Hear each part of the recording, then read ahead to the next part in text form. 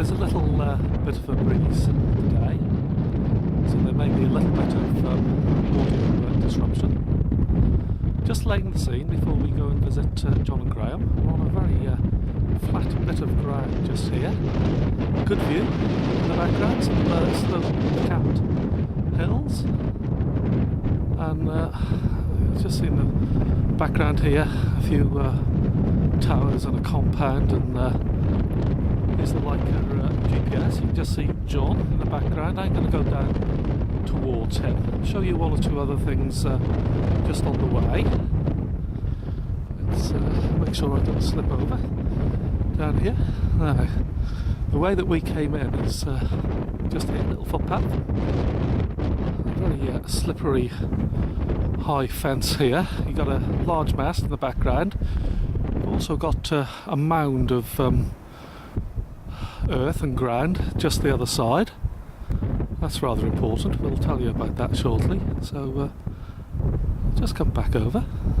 Try not to make you go dizzy by moving the camera too fast. There's a little point underneath the fence which should be fun because I've got my rucksack on my back, so I may get caught in this little gap. Leads around the side of this concrete tower. Oh, I'll have to get on my hands and knees, I think, to get through there. There we go. And a little footpath. If I just show you the view, we'll just backtrack a little bit. There's the mound of earth that I just pointed out, the other side of the fence. Here's the level ground I've just come back from with the GPS set up on the corner. Come back around. We're now in a compound, and let's see what's around the corner.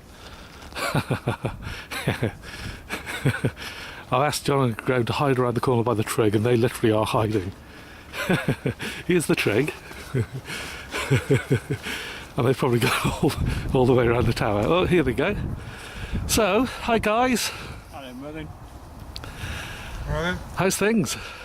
Great. I'm sandwich. I'm eating my sandwich.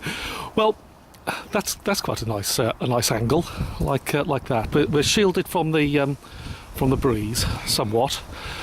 So, any volunteers for explaining where we are and what we've done and why we're here? Don't know really. I'm just going for my sandwich. Well, if I come into John Right. then. Well, we're on a little hill in Cheshire, just east of the Sandstone Trail, called Pale Heights, and it's in the database as a HuMP. There's come to our notice from a guy called Malcolm Corbett. There's a point about 2 kilometres further south that may be higher or equivalent height. So what we're trying to work out is which is the higher summit. This point here on Pale Heights, or the hill 2 kilometres away. So we started here, and as you can see around, there's a mass of concrete buildings, transmitter towers, private land, reservoirs. We're standing right next to the trig point. We've identified some ground about 20 metres over that way, which is higher, but it's probably the spoil heaps from the excavations that were made for these towers. But nevertheless, it seems like the most logical ground to take. So we've been there, we've taken some staff readings around there, staff readings to the flash bracket on the trig point. So we've got now some measure of the highest point. And we've set up the GPS at a convenient position, and now we're taking an hour's data to get an absolute height. Good. That was very good. That was well timed. A vehicle just arrived. Perhaps they should have. Well, let us in. Yeah, another 45 minutes later, we could have hitched a lift. Well, cheers, John. Anything else you'd like to say? Not at the moment, no. We just collect the hour's data and then go to the other place and see and do the same exercise there. I suppose we can just add, you've no doubt, Merlin, done a bit of a walk round with the camera, that there's no way that you can identify where the natural summit might ever have been. The whole top of the hill has been completely reconfigured by man. I think it's the only way to put it. From ancient times as well. I mean, if you look around, there's not only the modern masts, there's this old concrete, I assume it's some sort of reservoir tower. The whole area has just been extensively excavated and rebuilt over a period of time. Well, cheers, Graham. And then we're going to second hill afterwards, isn't it? We are indeed, yeah. And About as, another 45 minutes to go, and we can pack up and go to the next one. and as far as the mapping is concerned, when you compare these two these two hills, that this is the designated summit of the HuMP at the moment, isn't it? Yes, it is. There is a 176 metre spot height on the 1 to 50k map. If you go over to the contender just on the other side of Primrose Hill, there is on the 1 to 50k map there's a 170 ring contour but nothing else. If you go to the 1 to 25k map, there's a 175 ring contour on it, and quite a sizable one too.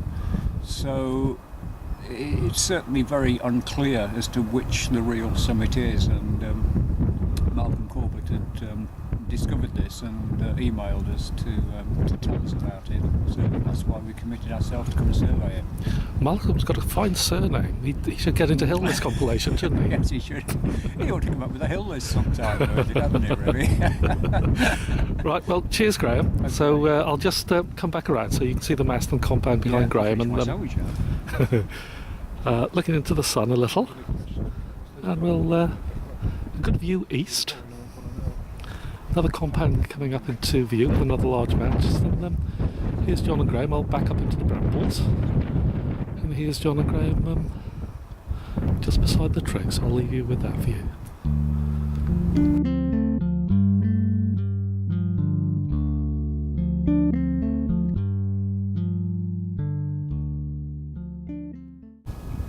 This is the summit of the High Billinge, and we checked on the name, and that is the one that the locals know it by. And John's setting up the level. Hi, John. Hello. Another quick little explanation where we are, and Yes, we are now transferred to a hill called High Billinge, which is the other prospective candidate for this high point we're looking at, and with the HuMP. We're now on the top of the tumulus. We're just about to do a line survey, but what we've done previously, because we're in a wood here, we've set the GPS out in a field, so we've got a good view of satellites there, and now we're going to line survey down from the highest point of the hill here to the GPS to get the height difference between here and obviously the GPS, which can then add on as a correction to the absolute height we obtain at the GPS, so then we should get the height of the hill. lovely. Cheers, So a John. little bit of work to do yet, quite a lot of work, yeah. Lovely. Thank you very much. Cheers. So it's John setting up the level, and Graham's pottering around with handheld GPS unit. They'll take those measurements of the summit position. Yeah, it's a lovely little tumulus, and if I come to Graham, we've just asked permission to come in here, haven't we, Graham? Yeah, you did. And what were we told? Who owns the land? Well, we understand that the land is owned by the Ferrantes, and we wonder whether it's the same Ferrante whom we know, Jonathan de Ferrante.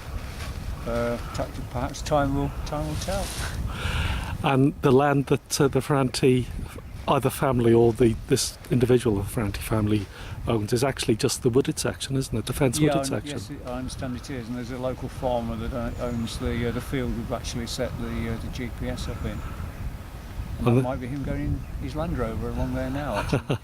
But he gives a permissive access route, doesn't he, between gates to get Apparently here? so, yeah, you can go from gate to gate and into the wood to visit the tumulus that we're now standing on. Yeah, it's a lovely area, isn't it? According to the formula, was supposed to be an ancient burial ground.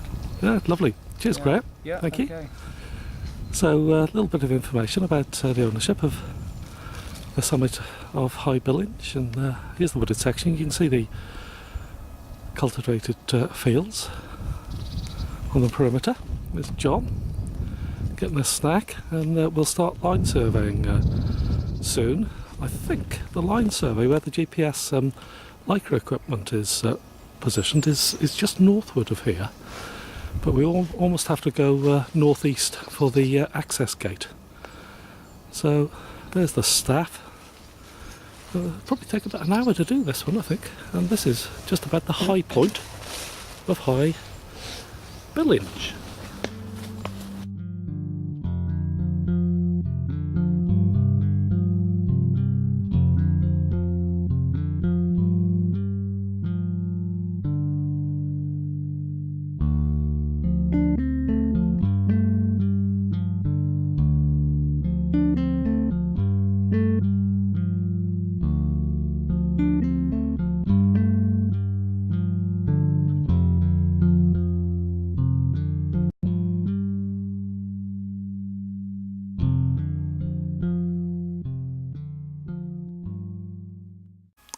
Right, so here's the results of the survey for Pale Heights and High Billinge. Remember, the point of the survey was to try and locate the summit of the hump.